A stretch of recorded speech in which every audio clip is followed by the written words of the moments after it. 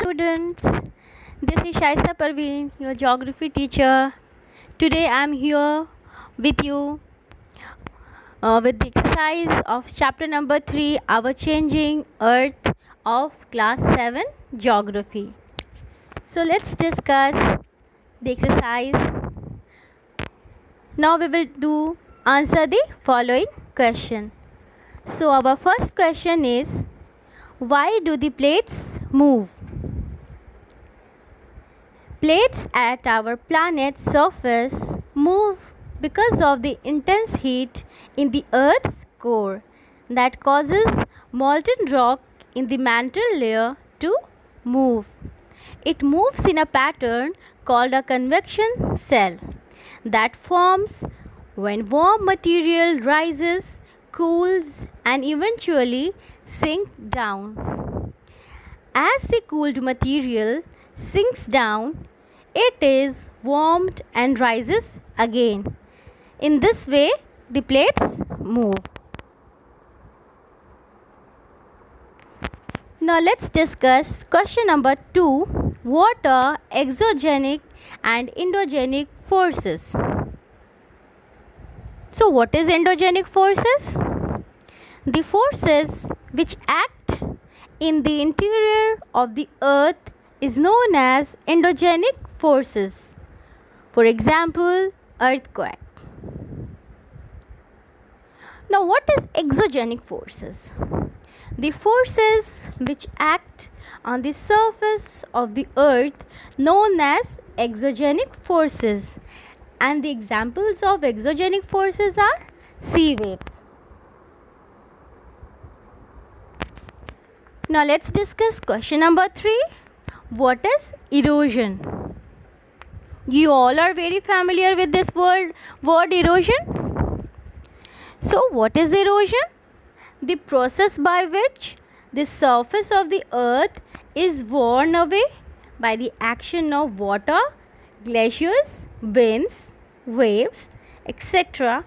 is called erosion.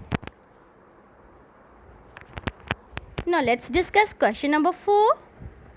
How are floodplains formed? So here the answer is, floodplains are made by eroding sideways as it travels downstream. When a river breaks its bank and floods, it leaves behind layers of alluvium silt. Now this alluvium is basically made up of silt. These gradually build up to create the floor of the floodplain.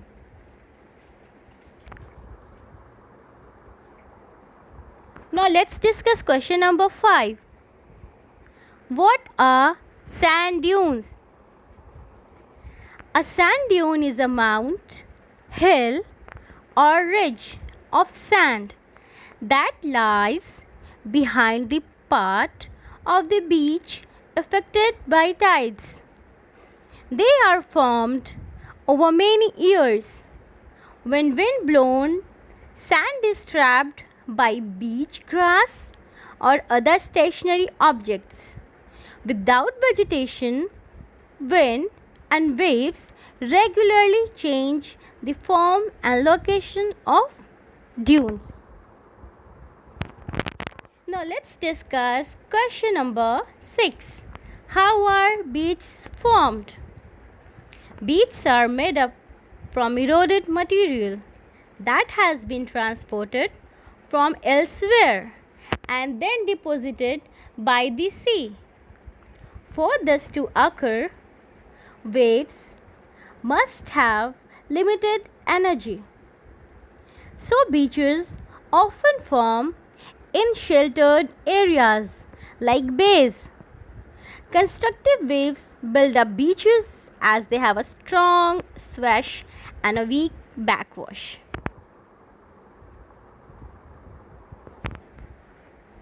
Now here is question number 7, the last one. What are oxbow lakes?